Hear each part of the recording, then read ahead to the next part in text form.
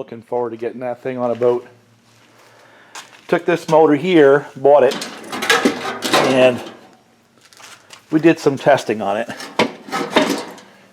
We tested the compression on each cylinder. It was 120 pounds a piece, which is quite a bit. The starter motor worked just fine, had plenty of spark in all 6 spark plugs. Yep, 6. And this is the old style Mercury. You know, they were kind of inefficient, but they made a lot of power for their day. And this is the 115. And I guess you could say that they made these up through, I think, about 150 horsepower. And it's the last of that design in that line. And they went to a loop charge type designs, which are familiar to you chainsaw guys, because that's all you work on. You know, the transfer ports and the top of the pistons being nice and flat, instead of having those deflector style pistons that those old 2-strokes have. And you know, emissions and just technology and other companies like Yamaha and Daihatsu coming onto the marketplace forced both the OMC companies, Johnson Evinrude and Mercury, into more efficient 2-stroke designs over time. But I like those old Mercs, you know.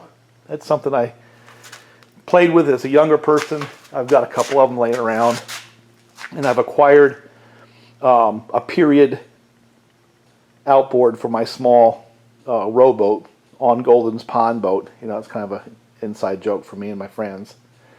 And, you know, because it's hobby, I'm not after commercial fishing, or I don't have any ego to scratch or nothing like that. This is one of those deals where you kind of retro back into the things that you like versus the things that may make the most sense. So there's a 115 looking for a job.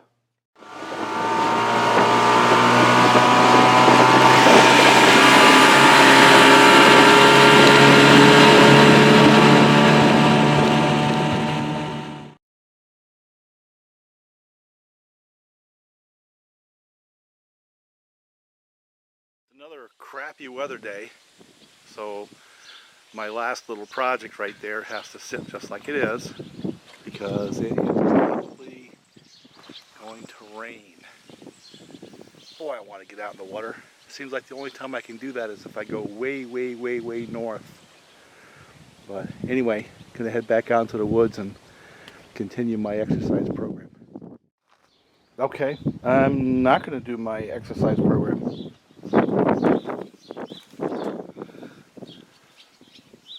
That ain't good. Well, I guess a different kind of exercise today.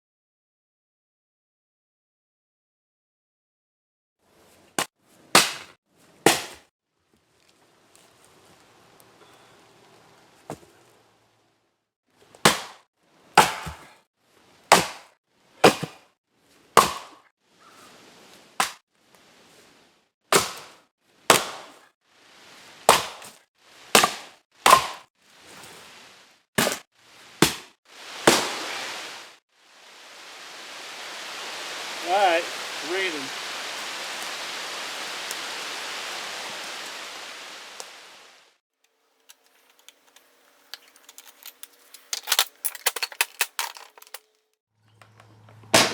I believe that's a 365.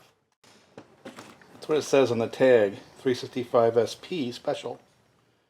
We'll see if that's what it is. I gotta go hit it with the air, get it cleaned off. What I'm gonna do on this is put a Husqvarna muffler on it and pull the base gasket. That's about it. See if it runs like that. As old saws go, this is really not that dirty. A little surprised. Definitely not a logger saw. At least not from the ones that I typically see.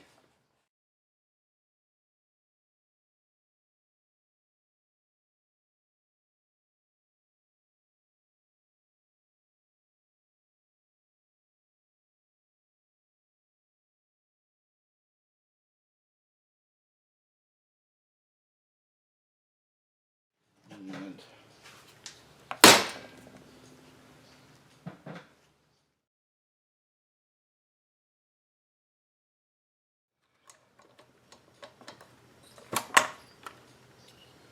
yep, that is a true 365.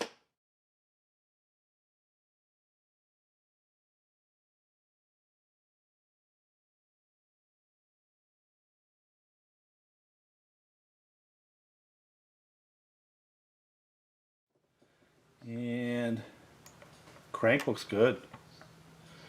See, the thing is, when you get the 365 like this, it's a little bit lighter piston, you know, a little bit less power. I doubt very much you're going to see bearing problems, you know. So if you go looking for a saw to build, starting with a 365, look at that. Someone did an 1194 build on this thing. Son of a gun, I didn't have to pull it apart. It was already done. So I guess what I'm going to do is just clean it up and slap it right back together. And I think I know who did this. You know, one of the guys who works in the shop where this came from pretty much does whatever he sees on the videos. And I see the white stuff there, so it's either Yamaha Bond or Honda Bond or some derivative of 1194. So, I mean, it would have been fine just the way it was. You notice they don't come apart easy. You got to hammer these things apart when they've been glued on like that. And this obviously is a gasket that did not fail. So what I'm going to do now is go hit it with air, clean things up a little bit. No sense in putting that on camera. And then I'm going to re-seal it and put the muffler on it and see if it runs. How's that? Oh, another thing. Remember how I always talk about 40-to-1 versus 50-to-1 saws? See how dry that is? What do you think this one's been run on? It's okay, there's nothing wrong. But that's definitely not a 32-to-1 saw or even a 40-to-1 saw because of how dry it is. But the other thing is start looking at things like this. You know, a little bit of wear. And the way it's wearing, that's about right. You know, that's about what you expect to see on a saw like that. Of course, the good news, you don't have a lot of carbon on top. Doesn't have to be perfect. I'm going to take this apart and do a much more significant hop-up job on the cylinder. But for now, I just want it to run for tomorrow. So, I'm going to glue it right back on.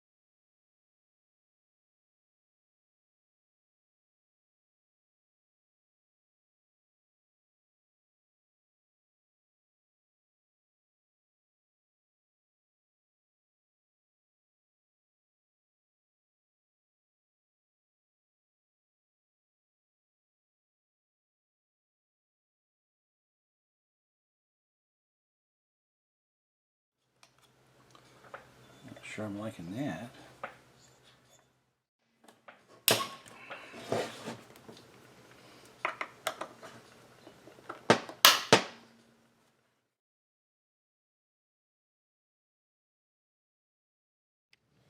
Now before I forget, I found a wire, and I'm going to upgrade these two pieces too.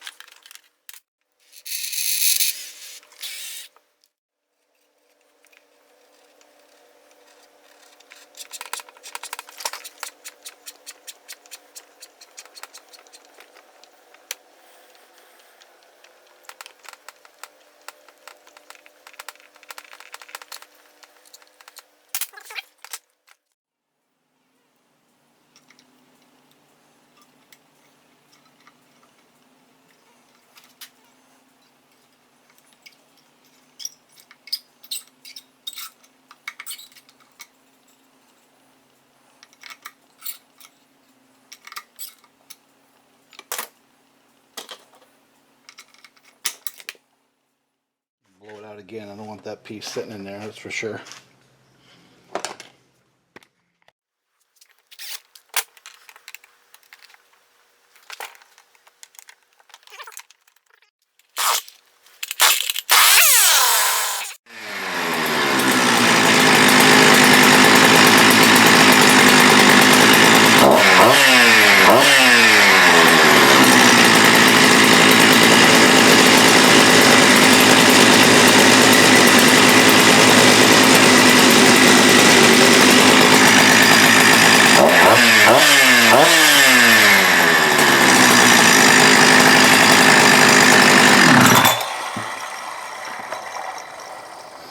Okay, it runs.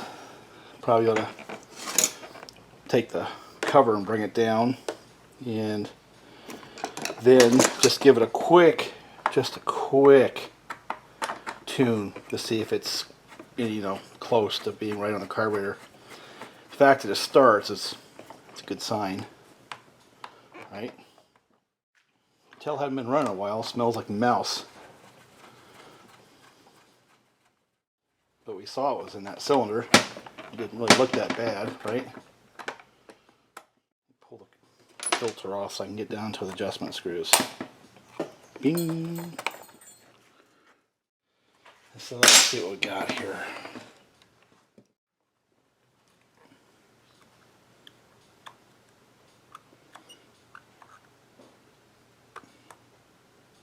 One, two.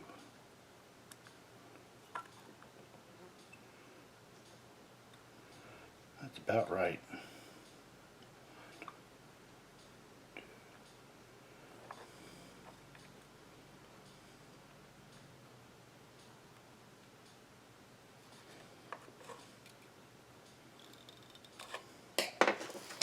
Let's see what we got now.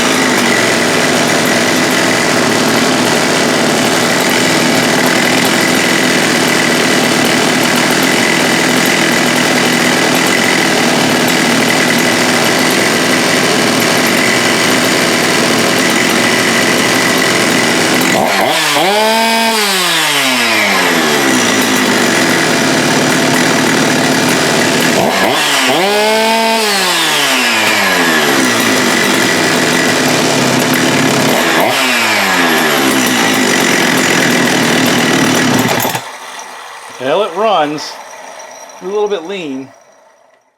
It doesn't have a limited ignition, so it didn't take very much for it to get right to 14,000 RPMs. And that's a little bit lean. 365 stock wants to be down around 13. The good news is it responded right to the carburetor real quick. So very little adjustment made a noticeable difference on top. I think it's ready for wood. I'll put it right together and it'll be ready for tomorrow. So, talk to you later. Bye. One of the things I wanted to point out, this is one of those guys that uses used motor oil. And on this saw, obviously I don't. But, when you look at the bar, this is the same guy who's got this massive lip right along there. I mean, that's a huge lip. So, that bar has suffered greatly because it didn't get the proper lubrication. And I'm going to gather that even though it doesn't look like it was used an awful lot, you know, I imagine it's probably whooped. Yeah, it wore right into it. So that bar, I mean, I can salvage it, but it's not worth it to me. I'm going to put a total or something like that on there. Get rid of them. So, yeah, I'm going to dump that oil out, flush it out a little bit, and put some true bar oil in there because now you don't want that junk in there. Got to use some of this stuff up, you know. I've got all these bars and stuff that I'll never sell them, right? So I might as well just use them. Like this Forester here. Nothing wrong with it. Doesn't have a burr or anything. Doesn't have a whole lot of time. It's just kind of heavy and it's really not exciting. But for screwing around, this is a LGX 72. Got a bunch of that, and I am not going to get rid of my LGX over the new stuff. I'll tell you that right now.